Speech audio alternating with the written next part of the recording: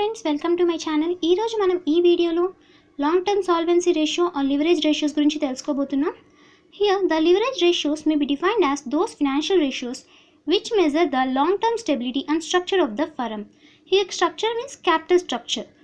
Financial ratios ఏవైతే ఒక firm యొక్క లాంగ్ టర్మ్ క్యాపిటల్ స్ట్రక్చర్ని అండ్ లాంగ్ టర్మ్ స్టెబిలిటీని కనుక మనకి తెలియజేస్తాయో వాటిని లివరేజ్ రేషియోస్ అంటాము. And these ratios indicate the mix of funds provided by owners and lenders.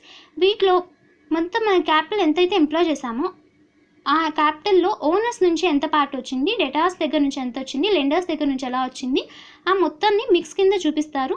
అది మాత్రమే కాకుండా ఈ రేషియోస్ అన్నవి లెండర్స్కి లాంగ్ టర్మ్, అది కూడా లాంగ్ టర్మ్ లెండర్స్, ఇక్కడ ఓన్లీ లాంగ్ టర్మ్ లెండర్స్ని కన్సిడర్ చేయండి. షార్ట్ టర్మ్ వాళ్ళ గురించి లిక్విడిటీ రేషియోస్ అనేవి యూస్ చేస్తారు. Long term lenders will use these leverage ratios. వాళ్ళు వీటిని యూస్ చేసి ఏమేమి తెలుసుకుంటారు, కంపెనీ యొక్క periodic payment of interest. Company కరెక్ట్గా మనకి లోన్ ఉన్నంత కాలం, ఒక 10 years ఎగ్జాంపుల్ ఎస్టిమేట్ చేస్తే ఆ 10 years మనకి ఇంట్రెస్ట్ కరెక్ట్గా పే చేస్తారా లేదా, ఆ 10 years అయిపోయాక మనకి ప్రిన్సిపల్ వస్తుందా లేదా అని ఈ రెండు విషయాల గురించి లెండర్స్ తెలుసుకోవాలనుకుంటూ ఉంటారు. ఆ రెండు విషయాల్ని ఈ లివరేజ్ రేషియోస్ ద్వారా వాళ్ళు తెలుసుకోవచ్చు. మళ్ళీ లివరేజ్ రేషియోస్లో 2 రకాలు ఉన్నాయండి. ఒకటి capital structure ratios and next coverage ratios. Capital structure రేషియోస్లో equity ratio, debt to equity ratio, debt to total assets ratio, capital gearing ratio and proprietary ratio. Coverage రేషియోస్లో debt service coverage ratio, interest coverage ratio, preference dividend coverage ratios and fixed charges coverage ratio. Capital structure ratios. అసలు capital structure అంటే ఏంటి? ఒక company యొక్క ఒక balance sheet తీసుకోండి, మీకు క్లియర్గా ఉంటుంది. ఎగ్జాంపుల్ నేను ఒక ఏ లిమిటెడ్ అనే దాన్ని బ్యాలెన్స్ షీట్ తీసుకుంటున్నాను. ఇక్కడ చూడండి, మొత్తం కంపెనీకి కావాల్సిన క్యాపిటల్ వీళ్ళు ఎలా ఇన్వెస్ట్ చేస్తున్నారు. Retain share equity share Capitals నుంచి 17 lakhs, ప్రిఫరెన్స్ షేర్ క్యాపిటల్ ద్వారా ఒక 5 lakhs కలెక్ట్ చేశారు. రిటైన్ ఎర్నింగ్స్ అంటే మీ కంపెనీ యొక్క ప్రీవియస్ ఇయర్ ప్రాఫిట్స్ మొత్తం కలిపి ఒక 4 lakhs ఉన్నాయి. డిబెంచర్స్ ఒక 5 lakhsకి and long term loans and advances 2 lakhs తీసుకొచ్చారు. ఈ కంపెనీ ఏ లిమిటెడ్ యొక్క క్యాపిటల్ స్ట్రక్చర్ ఎలా ఉందండి, ఈ విధంగా డిఫరెంట్ సోర్సెస్ ద్వారా ఉన్నాయి. ఎగ్జాంపుల్కి ఈ బ్యాలెన్స్ షీట్ మనం చూసామనుకోండి, ఒక్కొక్క దాని నుంచి ఇంత అని ఉంది. బట్ ఓవరాల్గా వీటి వెయిటేజ్ ఎంత, దీనివల్ల ఎంత యూజ్ అయ్యింది ఫర్మ్కి, డెట్స్ తెచ్చాము, ఇంత 5 lakhs వచ్చింది, దీని తగ్గట్టుగా మనం కరెక్ట్గా యూజ్ చేసామా లేదా ఈ క్యాపిటల్ని, ఇలాంటివన్నీ తెలుసుకోవడం కోసం ఈ క్యాపిటల్ స్ట్రక్చర్ రేషియోస్ అనేవి చాలా యూస్ఫుల్గా ఉంటాయి. ఈ రేషియోస్ ఏంటి, అవి ఎలా ఉంటాయని తెలుసుకునే ముందు మీకు కొంచెం బేసిక్ కొన్ని జనరల్ వర్డ్స్ చూపిస్తాను, నేర్చుకోండి. ఫస్ట్, ఏ కంపెనీకైనా బ్యాలెన్స్ షీట్ మేజర్గా ఇలాగే ఉంటుందండి. Equity share capital, preference share capital, retain earnings, debentures, long term loans and advances, current liabilities. ఇవన్నీ మొత్తం లయబిలిటీస్ వైపు. అసెట్ వైపు fixed assets and current assets ఉంటాయి. ఇంకొక విషయం, ఏ బ్యాలెన్స్ షీట్ యొక్క liabilities total and assets total అని ఈక్వల్గా ఉండాలి. ఎగ్జాంపుల్ టోటల్ ఒక 10 lakhs వచ్చింది అనుకుందాం, అసెట్ టోటల్ కూడా 10 lakhs ఉంటుంది. ఓకే కదండి, ఇది మీకు అందరికి కామన్గా తెలిసిన విషయమే. అండ్ ఈ మొత్తంలో చూడండి, ఈ ఈక్విటీ షేర్ క్యాపిటల్ నుంచి long term loans and advances, ఈ పార్ట్ మొత్తం క్యాపిటల్ ఎంప్లాయిడ్ అంటారు. ఏమంటారండి? Capital employed. ఓకే కదండి, ఒక కంపెనీ యొక్క క్యాపిటల్ ఎంప్లాయిడ్ ఎంత అంటే ఈ మొత్తాన్ని టోటల్ చేసి చెప్పుకోవాలి మనం. ఇందులో మళ్ళీ 2 types ఉన్నాయి చూడండి, equity, preference and retain earnings. ఈ 3 ఓనర్స్ ఫండ్స్ అనమాట, ఓనర్స్ ఫండ్. అండ్ డిబెంచర్స్ ఇవి ఏంటి అండి, డెట్ ఫండ్స్. ఓకే కదండి, ఇవి మీకు క్లారిటీ వచ్చింది కదా. Total capital employed includes owners funds and debt funds. And here ఇంకొకటి చూడండి, ఇందులో మళ్ళీ ఇంట్రెస్ట్ బేరింగ్ ఫండ్స్ అని కొన్ని ఉంటాయి. ఏంటంటే అవి ఇంట్రెస్ట్ బేరింగ్ ఫండ్స్ అంటే వాటికి రెగ్యులర్గా ఇంత ఫిక్స్డ్ పేమెంట్ వెళ్ళిపోతుంది. దీంట్లోకి వచ్చేసరికి మనకి ప్రిఫరెన్స్ షేర్ క్యాపిటల్ కూడా వస్తుంది.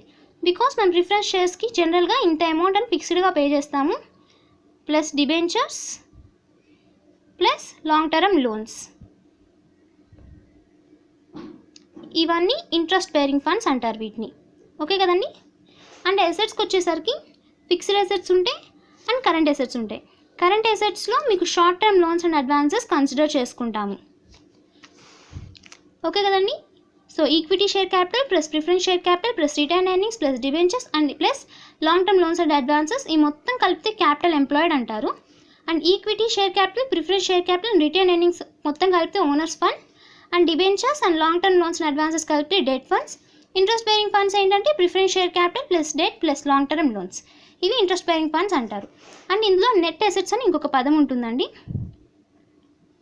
నెట్ అసెట్స్ అంటే ఏంటి అంటే ఈ fixed assets plus current assets minus current liability. ఓకేనండి, ఇక్కడ క్లారిటీ అర్థమైందా మీకు? నెట్ అసెట్స్ అంటే ఏంటి? Total assets minus these current liabilities. ఇక్కడ మీరు కనుక కన్సిడర్ చేస్తే ఈ టోటల్ అసెట్స్లో నుంచి అంటే 10 lakhs టోటల్లో నుంచి ఇక్కడ ఎంతో కొంత ఫిగర్ ఎగ్జాంపుల్ ఒక 2 lakhs అనుకుందాం. ఇది తీసేస్తే ఈ మొత్తం టోటల్ మొత్తం 8 lakhs ఉంటుంది క్యాపిటల్ ఎంప్లాయిడ్. ఎందుకంటే మీకు ఆల్రెడీ చెప్పాను రెండు వైపులా టోటల్ ఒక్కటే ఉంటుంది. So net assets or net assets అంటే క్లారిటీ వచ్చింది కదండి. Fixed assets plus current assets minus current liabilities is nothing but net assets. Net assets అనొచ్చు, లేకపోతే దీన్ని క్యాపిటల్ ఎంప్లాయిడ్. క్యాపిటల్ ఎంప్లాయిడ్కి ఇంకో ఫార్ములా ఏంటండి? Net assets. ఓకేనా, క్లారిటీ వచ్చింది కదా. క్యాపిటల్ ఎంప్లాయిడ్ నెట్ అసెట్స్ అన్న క్యాపిటల్ ఎంప్లాయిడ్ అన్న ఎందుకు ఈక్వల్ అన్ని చూడండి. 10 lakhs ఉంది, 10 lakhs మైనస్ 2 lakhs 8 lakhs.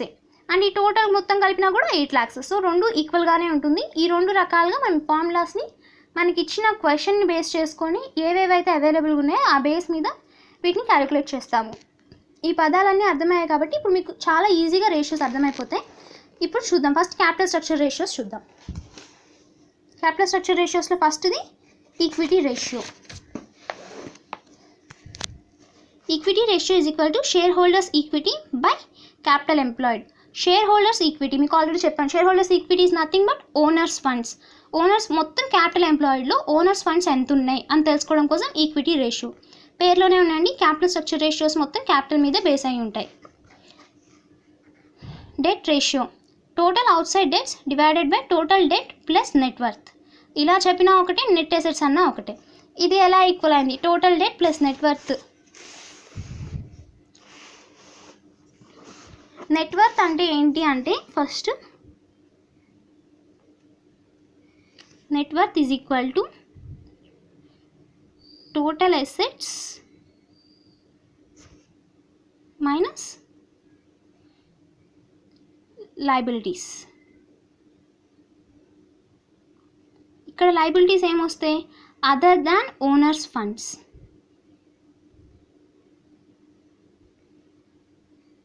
ఇక్కడ మీకు క్లారిటీ వచ్చేసి ఉండాలి. ఆల్రెడీ నెట్వర్త్ అంటే ఏంటండి?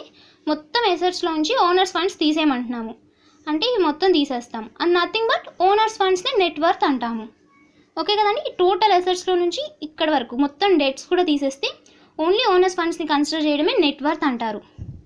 ఓకే కదా. Net worth or owners fund, owners fund or net worth అంటాం దీన్ని. దీనికి టోటల్ డెట్ని యాడ్ చేయమని చెప్తున్నారు. టోటల్ డెట్ ఏమొస్తుంది? Debentures plus long term loans and advances. ఇది plus total debt is nothing but it is equal to net assets or capital employed. చూసారు కదండి, మొత్తం ఫార్ములాని అటు ఇటుగా అవే పదాలు తిప్పి తిప్పి మార్చి వచ్చారు. వీటిని కొంచెం ఈ బ్యాలెన్స్ షీట్ని మీరు కనుక అనలైజ్ చేయగలిగితే చాలా ఈజీగా ఉంటుంది. సో నెక్స్ట్ ఇక్కడికి వచ్చేద్దాం, మళ్ళీ come back. Debt ratio total outside liabilities divided by total debt plus net worth. Nothing but outside liabilities అంటే debt funds by capital employed. ఇప్పుడు మొత్తం క్యాపిటల్ ఎంప్లాయిడ్లో ఓనర్స్ ఎంత ఎంప్లాయ్ చేశారు, మొత్తం ఎంత ఇన్వెస్ట్ చేశారు ఓనర్స్ అన్న చూసుకుంటున్నాం. అలాగే డిబెంచర్స్ డెటార్స్ కానీ లెండర్స్ కానీ ఎంత మనకి ఇన్వెస్ట్ చేశారన్నది చూసుకోవడానికి డెట్ రేషియో. ఇప్పుడు debt to equity ratio. Debentures holders ఎక్కువ ఇన్వెస్ట్ చేశారా అంటే లోన్స్ ఫండ్స్ ఎక్కువ ఇన్వెస్ట్ చేశారా, లేకపోతే ఈక్విటీ వాళ్ళు ఓనర్స్ ఎక్కువ ఇన్వెస్ట్ చేశారా అది తెలుసుకోవడం, వాళ్ళిద్దరికి కంపారిజన్ చేయడం ఈ debt to equity ratio. Total outside liabilities by share holders equity. Debt క్లియర్గా ఉంది కదండి, డెట్ బై ఈక్విటీ. డెట్ అంటే total outside liabilities by share holders equity అంటే ఓనర్స్ ఫండ్స్. ఈ రెండింటి మధ్య కంపారిజన్.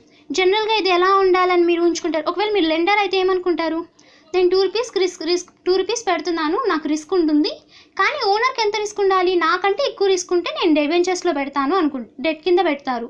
అంటే risk should be more for the owners but less than for the debentures when compared. So ఈ ratio అన్నది ఎంత ఎక్కువగా ఉంటే అంత మంచిదండి డేటాస్ పాయింట్ ఆఫ్ వ్యూలో. అదే ఇక్కడ ఇంటర్ప్రిట్ చేస్తారు చూడండి. A high debt to equities ratio means less protection for creditors, a low ratio on the other hand indicates a wider safety cushion. అంటే ఇక్కడ ఏంటి, ఎగ్జాంపుల్ ఈ రేషియో తీసుకోండి.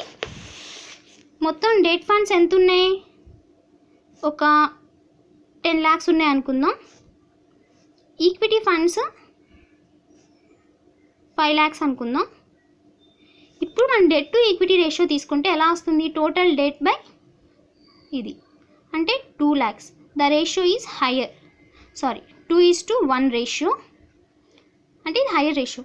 అలా కాకుండా ఇదే కేసులో డెట్ అనేది 10 lakhs ఉంది, బట్ ఈక్విటీ వాళ్ళకి 20 lakhs. ఇది ఎలా వస్తుందండి రేషియో, 10 lakhs by 20 lakhs అంటే 1:2. రేషియో ఇది 0.5 వస్తుంది, ఇది 2 వస్తుంది. Lower ratio means higher protection for debt funds. అంటే క్రెడిటార్స్కి హయ్యర్ ప్రొటెక్షన్ అని, అంటే మాకంటే ఈక్విటీ వాళ్ళు ఎక్కువ ఇన్వెస్ట్ చేశారు, వాళ్ళకి ఎక్కువ రిస్క్, వాళ్ళు సేఫ్టీగా ఫీల్ అవుతారు. అలా కాకుండా ఈ రేషియో అన్నది ఇలా హైగా ఉంది అనుకోండి, ఈక్విటీ ఫండ్స్ తక్కువ ఉన్నట్టు, డెట్ ఫండ్స్ ఎక్కువగా ఉన్నట్టు. సో ఇట్ విల్ బి కొంచెం ప్రాబ్లంగా ఉంటుంది క్రెడిటార్స్ సిచ్యువేషన్, ఎందుకంటే వీళ్ళే ఎక్కువ రిస్క్ బేర్ చేస్తున్నట్లు లెక్క వస్తుంది. ఓకే కదండి, ఇది ఈ డెట్ టు ఈక్విటీ రేషియో అలా యూస్ చేస్తారు. And next debt to total assets ratio. ఇది ఎందుకు అంటే మొత్తం కంపెనీకి టోటల్ అసెట్స్ ఉంటాయి కదండి, ఆ అసెట్స్లో మనం డెట్ ద్వారా అంటే అప్పుల ద్వారా ఎంత తీసుకొచ్చాము అని కంపేర్ చేయడం కోసం ఈ ratio. So total outside liabilities by total assets. Capital gearing ratio. In addition to debt equity ratio, sometimes capital gearing ratio is also calculated to show the proportion of fixed interest bearing capital to funds belonging to equity shareholders. చూసారు కదండి, fixed interest bearing ఫండ్స్కి equity shareholder ఫండ్స్కి మధ్య relation చూపించడం కోసం ఈ capital gearing ratio అనేది use చేస్తారు. ఫిక్స్డ్ ఇంట్రెస్ట్ బేరింగ్ ఫండ్స్ ఏంటివి, ఇక్కడ మనకి preference share capital, debentures and other borrowed funds. And owners funds ఏంటండి, equity share capital plus reserves and surplus minus any losses. Okay కదండి, ఈ రేషియో కూడా. Next proprietary ratio. ఇక్కడ మీరు already debt to total assets రేషియోలో ఏం తెలుసుకున్నారు, కంపెనీకి మొత్తం టోటల్ అసెట్స్ ఉన్నాయి కదా, ఒక 1 crore ఉన్నాయి. అందులో నుంచి డెట్ ద్వారా మనం ఎంత ఫినాన్స్ చేసాము ఆ టోటల్ అసెట్లో అనే దానికోసం debt to total asset ratio. అలాగే ఆ 1 crore టోటల్ అసెట్స్లో నుంచి ప్రొప్రైటరీ ఫండ్స్ అంటే ఈక్విటీ ద్వారా కానీ ఓనర్స్ ఫండ్స్ ద్వారా కానీ మనం ఎంత ఇన్వెస్ట్ చేసాము అన్నది కూడా తెలుసుకోవడం కోసం ఈ proprietary ratio. Here proprietary fund includes equity share capital, preference share capital plus reserves and surplus, but excludes fictitious assets. Fictitious అసెట్స్ని కానీ లాసెస్ని కానీ ఎక్స్క్లూడ్ చేస్తుంది. Next coverage ratios. The coverage ratios measure the firm's ability to service the fixed liabilities. Coverage ratios ఏం explain చేస్తుంది, ఇప్పుడు మనకు కొన్ని ఫిక్స్డ్ లయబిలిటీస్ ఉన్నాయి చూసారా, ఈ preference share capital, debentures, other borrowed funds, వీళ్ళందరికీ ఫిక్స్డ్గా మనం ఇంట్రెస్ట్ అన్నది ఎంతో కొంత పేమెంట్ చేస్తూ ఉంటాము. అలాంటి వాటి యొక్క ఫర్మ్ ఎబిలిటీ అలా పే చేయగలదా లేదా అని తెలుసుకోవడం కోసం ఈ కవరేజ్ రేషియోస్ యూస్ఫుల్గా ఉంటాయి. These ratios establish the relationship between fixed claims and what is normally available out of which these claims are to be paid. And ఇవేం చెప్తుంది, మొత్తం మన పేమెంట్ చేయాలి కరెక్టే, బట్ అలా పే చేయడానికి మనకి ఏ సోర్సెస్ అవైలబుల్గా ఉన్నాయి, ఆ సోర్సెస్తో నుంచి మనం ఎలా పే చేయొచ్చు, ఎంత అమౌంట్స్లో పే చేయొచ్చు, దానికి ఏమైనా ప్రాబ్లమ్స్ ఉంటాయా, అలాంటివన్నీ తెలుసుకోవడం కోసం ఈ కవరేజ్ రేషియోస్ యూస్ఫుల్గా ఉంటాయి. Fixed claims consist of. Fixed claims అంటే ఏమేమి అయి ఉండొచ్చు, ఏమైనా లోన్స్ తెచ్చామనుకోండి వాటి మీద ఇంట్రెస్ట్ పే చేయాలి, డివిడెండ్ మీద ప్రిఫరెన్స్ షేర్స్ మీద ఖచ్చితంగా డివిడెండ్ పే చేయాల్సిందే, amortization of principal or repayment of installments of loans or redemption of preference share capital and maturity టైంలో ప్రిఫరెన్స్ షేర్ క్యాపిటల్ రిడీమ్ చేయడం ఒకటి. అలా కాకుండా ఏమైనా బ్యాంక్స్ దగ్గర నుంచి లోన్స్ తీసుకొచ్చామనుకోండి, షార్ట్ టర్మ్ లోన్స్ ఈఎంఐ ద్వారా కడతారు. ఈఎంఐలో ఏంటి, ప్రిన్సిపల్ పేమెంట్ ఉంది, at the same time interest payment కూడా ఉంటుంది. ఇవి ఫిక్స్డ్ పేమెంట్స్ కింద మనం కన్సిడర్ చేస్తాము. ఈ ఫిక్స్డ్ పేమెంట్స్ని ఫర్మ్ కరెక్ట్గా పే చేయగలదా లేదా అని తెలుసుకోవడం కోసం మనకి 4 రేషియోస్ ఉన్నాయి. ఇవి తెలుసుకోవడం కంటే ముందు కొన్ని పదాలు మీకు ఒక ఐడెంటిఫికేషన్కి ఇస్తున్నాను, చూడండి.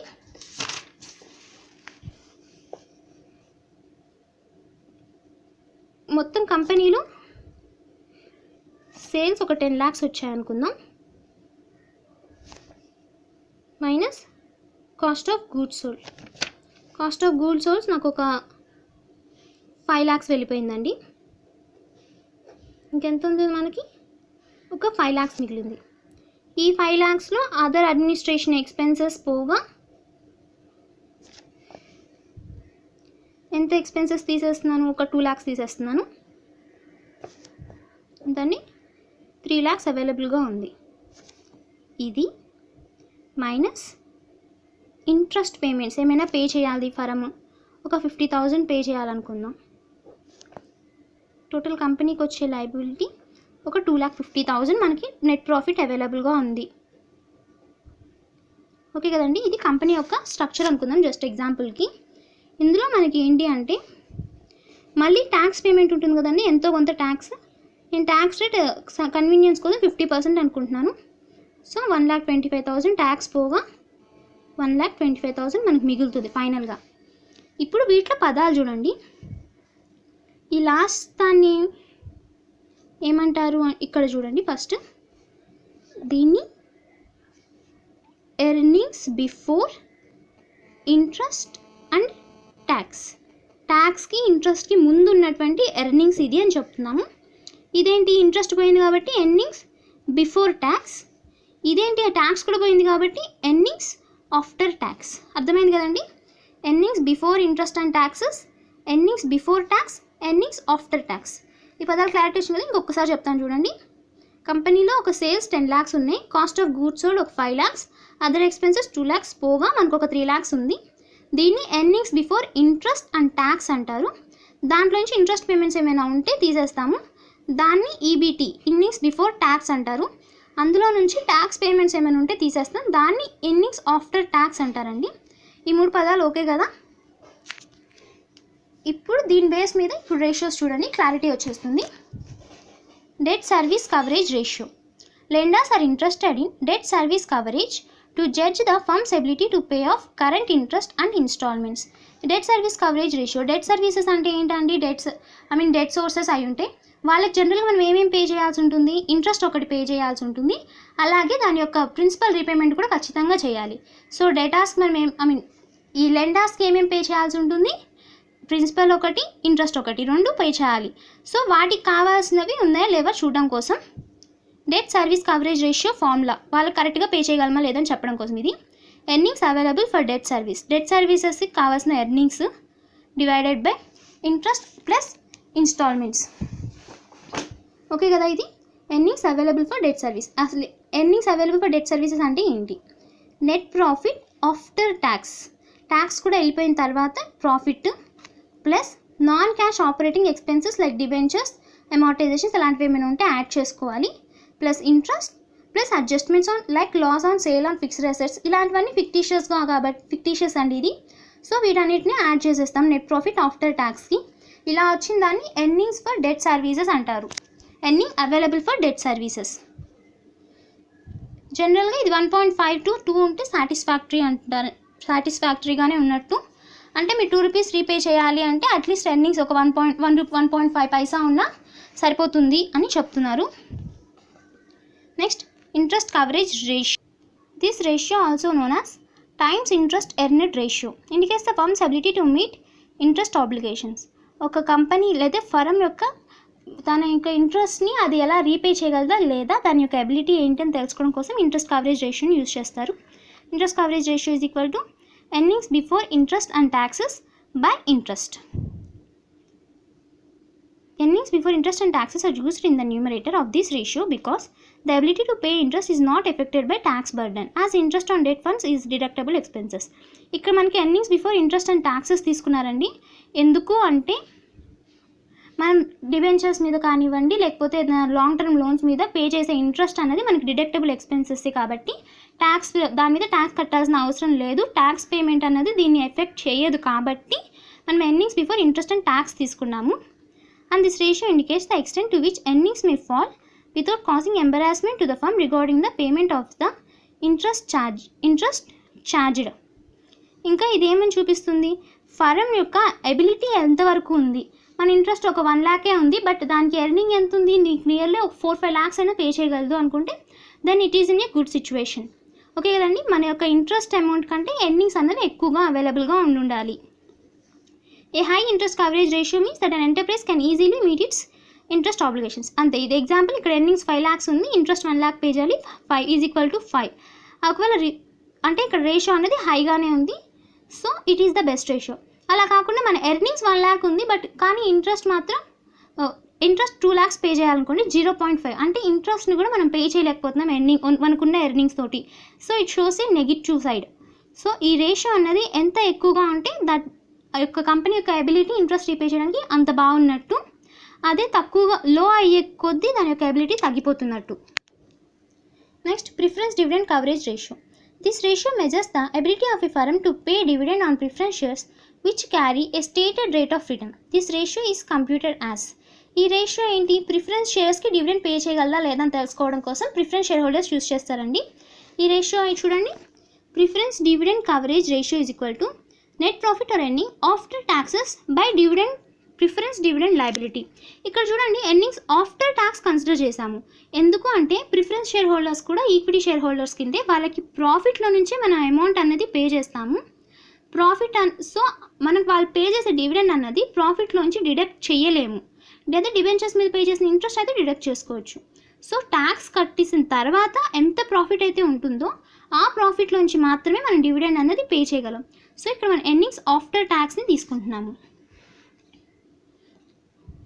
Fixed charges coverage ratio. This ratio shows how many times the cash flow before interest and taxes covers all fixed financing charges. ఈ రేషియో ఏం చూపిస్తుంది? ఫిక్స్డ్ ఛార్జెస్ని కవర్ చేయగలదా లేదా, మనకున్న financing charges all fixed financing charges cover చేయగలదా లేదా అనడం కోసం ఈ ఫిక్స్డ్ ఛార్జెస్ కవరేజ్ రేషియో అనేది యూస్ఫుల్గా ఉంటుంది. ఇక్కడ కూడా సేమ్ అండి, ఛార్జెస్ అన్నవి మనకి ప్రాఫిట్లోంచి డిడక్ట్ చేసుకోవచ్చు, they are not taxable. So మనకి ఇక్కడ earnings before interest and tax తీసుకుంటున్నాము. అండ్ ఇంకొకటి ఫినాన్షియల్ డెసిషన్స్కో అనాలిసిస్కి కానివ్వండి, only we have to use the actual cash inflow and actual cash outflow. Depreciation అన్నది యాక్చువల్ క్యాష్ అవుట్ఫ్లో కాదు కాబట్టి ఈ ఎక్స్పెన్స్ని కూడా మనం ఎక్స్ట్రాగా యాడ్ చేసుకుంటున్నాము. Divided by any fixed financing charges. Financing charges ఏముంటాయండి? ఇంట్రెస్ట్ ఒకటి, రీపేమెంట్ ఆఫ్ లోన్ ఒకటి. Interest plus repayment of loan divided by 1 minus tax rate. ఇక్కడ 1 minus tax rate. Tax rate ఎందుకు వేసుకున్నాము, ఎందుకు కన్సిడర్ చేసాము అంటే, ఎగ్జాంపుల్గా ఒక కంపెనీకి లోన్ ఉందనుకోండి, ఒక కంపెనీ సిచ్యువేషన్ తీసుకుందాం. ఎగ్జాంపుల్ ఇదే అనుకుందాం. లోన్ మీద ఇంట్రెస్ట్ పే చేస్తున్నారు అనుకోండి, ఒక 50,000 ఇక్కడ మనకి ఇంట్రెస్ట్ పే చేస్తున్నాం కదా. ఇలా ఇంట్రెస్ట్ పే చేసినందుకు మనకి ట్యాక్స్లో ఎంత తగ్గుతుంది? ఇదొక కంపెనీ ఉంది అండ్ సేమ్ ఇలాగే ఇంకో కంపెనీ తీసుకుందాం. 3 lakhs ప్రాఫిట్ దగ్గర నుంచి స్టార్ట్ చేస్తున్నాను. Earnings before interest and taxes. వీళ్ళకి ఇంట్రెస్ట్ లాంటిది ఏం లేదనుకుందాం, ఇంట్రెస్ట్ కానీ లోన్ రీపేమెంట్స్ కానీ జీరో, నథింగ్. సో ఇక్కడ 3 lakhs అవైలబుల్గా ఉంటుంది. సో ఇది earnings before tax minus tax వేస్తున్నాను 50%. ఎంత పడుతుందండి ట్యాక్స్? 1,50,000 పడుతుంది. ఎర్నింగ్స్ ఆఫ్టర్ ట్యాక్స్ మీకు అవైలబుల్ ఎంత ఉంటుంది? 1,25,000 ఉంది. సో ఇక్కడ వీళ్ళు ఇంట్రెస్ట్ అన్నది పెట్టుకోవడం వల్ల ఎంత సేవ్ అయింది ట్యాక్స్? ఒక 25,000 వరకు ట్యాక్స్ పేమెంట్ సేవ్ అయింది. ఇప్పుడు కంపేర్ చేయండి, యాక్చువల్ ఇంట్రెస్ట్ పేమెంట్ ఎంత? 50,000, కానీ దానివల్ల మనకి సేవ్ అయింది ఎంత? 25,000. సో మనకి యాక్చువల్గా మనం ఇంట్రెస్ట్ ఎంత పే చేస్తున్నామండి? 25,000 మాత్రమే పే చేస్తున్నాం అనమాట. అందుకని మనం అక్కడ 1 మైనస్ ట్యాక్స్ రేట్ని కన్సిడర్ చేస్తాము ఫార్ములా యూజ్ చేసేటప్పుడు. ఇది డిడక్టబుల్ ఎక్స్పెన్స్ కాబట్టి ట్యాక్స్ దాని మీద పడదు కాబట్టి. అందుకని కొన్ని ఫర్మ్స్ ఏం చేస్తాయంటే ప్రిఫరబుల్గా డిబెంచర్స్ దగ్గర నుంచి, లెండర్స్ దగ్గర నుంచి తీసుకొస్తాయండి ఈక్విటీ ఇష్యూ చేయకుండా, ఇలా కొన్ని ట్యాక్స్ బెనిఫిట్స్ కోసం. ఓకే కదండి. Fixed charges coverage ratio EBIT plus depreciation divided by interest plus repayment of loan by 1 minus tax. ఈ రేషియోస్ అన్నీ కవర్ అయ్యేలా మనం ఒక ఎగ్జాంపుల్ తీసుకుందామండి. ఇదిగోండి ఎగ్జాంపుల్, ఏ లిమిటెడ్ యొక్క profit and loss account balance sheet అండి ఇది. ఇవి యూస్ చేసుకొని మనం ఈ coverage ratios and capital structure రేషియోస్ని క్యాలిక్యులేట్ చేద్దాం. ఫస్ట్ది ఈక్విటీ రేషియో. ఈక్విటీ రేషియో ఏంటి? Share holders funds divided by total capital employed. ఇక్కడ క్యాపిటల్ ఎంప్లాయిడ్ అంటే ఈ ఫండ్స్ మొత్తం వస్తాయి. సో దాని total and share holders funds ఏంటివండి? Just equity plus preference plus retain, ఈ టోటల్ వస్తుంది. ఈ టోటల్ ఎంత? 7. So equity share holders funds ఈ మొత్తం total divided by 33 lakhs equity ratio calculation. అదే డెట్ రేషియో కన్సిడర్ చేసామనుకోండి, డెట్ ఫండ్స్ ఎంత ఉన్నాయి? 5 lakhs ప్లస్ 2 lakhs 7 lakhs ఉంది. 7 lakhs divided by 33 lakhs. Okay కదండి డెట్ రేషియో.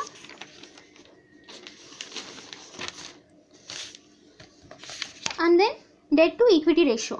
డెట్ ఎంత ఉంది, ఈక్విటీ ఎంత ఉంది కంపేర్ చేసుకునేటప్పుడు అయితే చూడండి, ఇవి మొత్తం ఈక్విటీ కింద వస్తుంది. 17 + 5 + 4 అండ్ డెట్ ఎంత ఉందండి 5 lakhs + 2 lakhs.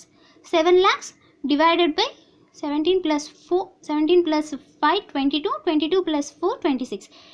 So 7 lakhs divided by 26 lakhs. Okay కదండి, ఇది total outside liabilities by share holders funds. Next debt to total assets ratio. ఇక్కడ మొత్తం మనకి డెట్ ఏంటండి, ఇవి debentures plus long term loans and advances. 5 lakhs + 2 lakhs 7 lakhs divided by total assets. Total assets ఎంత అండి 54 lakhs. 7 lakhs divided by 54 lakhs. Use the debt to total asset ratio. ఇప్పుడు capital gearing ratio, అందులో ఏంటి interest bearing funds అంటే preference share capital plus debentures plus borrowings. 5 + 5 10 + 2 12 lakhs divided by equity share capital funds and retained earnings 17 + 4 21 lakhs. So 12 lakhs divided by 21 lakhs చేస్తే ఇక్కడ మన capital gearing ratio వస్తుంది. Proprietary ratio అంటే ఇక్కడ only equity share capital plus retain earnings ఈ రెండు మాత్రమే, ఈ రెండు ప్లస్ ప్రిఫరెన్స్ షేర్ క్యాపిటల్ ఈ మూడు ప్రొప్రైటరీ ఫండ్ కింద వస్తే టోటల్ ఎంత అండి 21 lakhs divided by total assets 54 lakhs complete చేస్తే proprietary ratio. Debt service coverage ratio. ఇవేంటండి earnings available for debt services, net profit plus interest plus amortisation expense ఇవన్నీ తీసుకుంటున్నాము. సో ఇక్కడ నెట్ ప్రాఫిట్ ఇది అనుకుందాం. ట్యాక్స్ రేట్ నేను 0 కింద అజ్యూమ్ చేస్తున్నాను, ట్యాక్స్ ఏం లేదనుకుందాం. సో 3,40,000 ప్లస్ ఇంట్రెస్ట్ 4 lakhs అవైలబుల్గా ఉంది. By interest payment 60,000 plus instalment కింద ఒక 1 lakhs ఏమైనా పే చేస్తున్నాను అనుకుంటాను. So 1,60,000. So 4 lakhs divided by 1,60,000 gives to debt service coverage ratio. Next interest coverage ratio, earnings before interest and taxes by interest. ఇక్కడ earnings before interest and taxes ఎంత అండి, ఇది 3,40,000. Earnings before interest and taxes, interest కూడా కలుపుకోవాలి, ఇంతవరకు తీసేస్తే 4 lakhs అనేది earnings before interest and taxes by interest payment 60,000. It use the interest coverage ratio. Next preference dividend coverage ratio, net profit or earnings after tax divided by preference dividend liability. ఇదిగోండి ఇక్కడ earning net profit after tax అండి, profit tax ఏం లేదనుకున్నాం కాబట్టి 3,40,000 మొత్తం అవైలబుల్గా ఉంది మన preference share హోల్డర్స్కి ఇవ్వడం కోసం. ఎగ్జాంపుల్ 50,000 ఉంది కదండి, 10% డివిడెండ్ పే చేద్దాం అనుకున్నాం. దెన్ 3,40,000 డివైడెడ్ బై 50,000 చేస్తే ప్రిఫరెన్స్ డివిడెండ్ కవరేజ్ రేషియో అనేది వస్తుంది. Next fixed charges coverage ratio, EBIT plus depreciation divided by interest plus repayment of loan. ఇక్కడ మనం ఈ ఎగ్జాంపుల్లో చూసుకుంటే కనుక ట్యాక్స్ రేట్ ఏం లేదు అనుకుంటున్నాం కాబట్టి earnings before interest and taxes ఎంత అండి, మొత్తం రెండు 4 lakhs వస్తుంది, డిప్రిషియేషన్ ఏం లేదు. So 4 lakhs divided by interest 60,000 plus repayment of loan ఒక 1 lakh అనుకున్నాం కాబట్టి పైన 4 lakhs డివైడెడ్ బై 1,60,000. ఒకవేళ ట్యాక్స్ రేట్ ఏమైనా మనం అజ్యూమ్ చేసుకుంటే ట్యాక్స్ రేట్ కన్సిడర్ చేసుకోవచ్చు. ఒక 50% అనుకోండి, 1 - 0.5 అంటే 0.5 వస్తుంది. 1 lakh డివైడెడ్ బై 0.5 ఈ ఫిగర్ ప్లస్ ఇంట్రెస్ట్ 60,000 పైన 4 lakhs ఆ క్యాలిక్యులేట్ చేస్తే మనకి ఫిక్స్డ్ ఛార్జెస్ కవరేజ్ రేషియో అన్నది వస్తుంది. సో ఇవి capital structure ratios and coverage ratios. ఇవన్నీ ఎందుకు యూస్ఫుల్ అవుతాయంటే ఒక ఫర్మ్ యొక్క లాంగ్ టర్మ్ సాల్వెన్సీ పొజిషన్ గురించి తెలుసుకోవడం కోసం. And thanks for watching. Until then, goodbye.